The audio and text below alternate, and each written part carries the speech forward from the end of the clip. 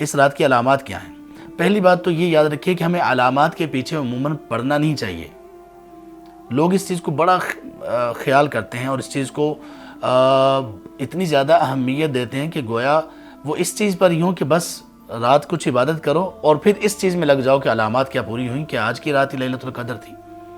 نہیں، اہتمام عبادت کا کیجئے۔ ہاں، اس کے بعد اگر کوئی علامات پر بات ہوتی ہے، چیک کرنا چاہتے ہیں کوئی، تو کر لیا جائے، کوئی حرج کی بات نہیں۔ لیکن اہتمام علامات چیک کرنے پر، اہتمام علامات کو دیکھنے، چیک کرنے اور پرکھنے پر نہیں ہونا چاہیے، بلکہ اس رات کی عبادت پر ہونا چاہیے۔ نبی صلی اللہ علیہ وسلم سے 3 احادیث ثابت ہیں، صحیح احادیث ہیں، جن میں اس رات کی 3 علامات بیان ہوئی ہیں۔ اس کے علاوہ کوئی اور حدیث ثابت نہیں ہے جس میں اس رات کی علامات کے سلسلے میں بات ہوئی ہو۔ ایک روایت ہے، وہ صحیح مسلم میں ہے۔ آپ صلی اللہ علیہ وسلم نے فرمایا، ان من علاماتها ان الشمس تطلع صبیحتها لا شعاع لها۔ اس کی علامات میں سے ایک یہ ہے کہ اس کی صبح جب سورج طلوع ہوتا ہے تو اس کی شعاعیں نہیں ہوتی۔ شعاعیں نہیں ہوتی کا مطلب اس میں وہ تپش اور اس میں وہ جو حرارت اور تمازت ہے وہ نہیں ہوتی، یعنی بہت خوشگوار سی سورج کی جو شعاعیں نکلتی ہیں، سورج کی جو کرنیں ہوتی ہیں، اور اس کے بعد بھی سورج کو اتنا زیادہ اس میں اس طرح کی شعاعیں یا تیزی نہیں ہوتی، بلکہ دھیمی دھیمی ہوتی ہیں۔ سورج نکلنے کے وقت کی جو وہ ہے دھیمی دھیمی وہ ہوتی ہیں۔ یہ پہلی علامت ہے جو صحیح مسلم ہے۔ دوسری صحیح ابن خزیمہ میں ہے، اس میں نبی صلی اللہ علیہ وسلم نے فرمایا کہ لا حارۃ ولا باردۃ۔ اس کی علامات میں سے یہ بھی ہے کہ اس رات میں زیادہ نہ ٹھنڈ ہوتی ہے نہ گرمی ہوتی ہے۔ تصبح الشمس یومها حمراء ضعیفہ، اور اس دن کا جو سورج ہوتا ہے وہ سرخ ہوتا ہے اور کمزور ہوتا ہے۔ سرخ اور کمزور کا کیا مطلب؟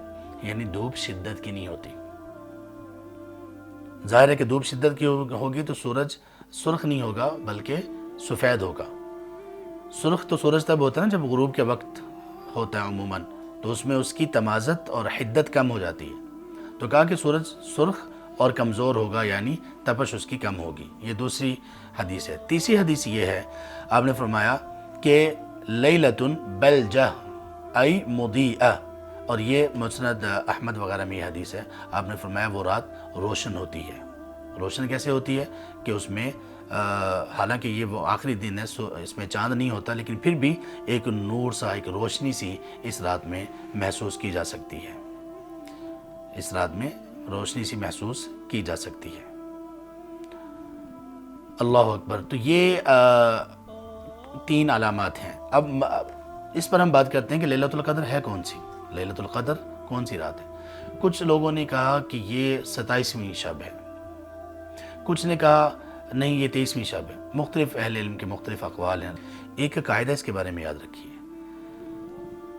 کہ یہ جو 10 راتیں ہیں نا، یہ ساری کی ساری 10 کی 10 راتیں بہت اہم ہیں۔ کسی ایک رات کو بھی اپنے آپ کو کمزور نہ کریں، کسی ایک رات میں بھی، کسی ایک رات کو بھی چھوٹا نہ سمجھیں۔ یہ خلاصہ میں آپ کو بتا رہا ہوں۔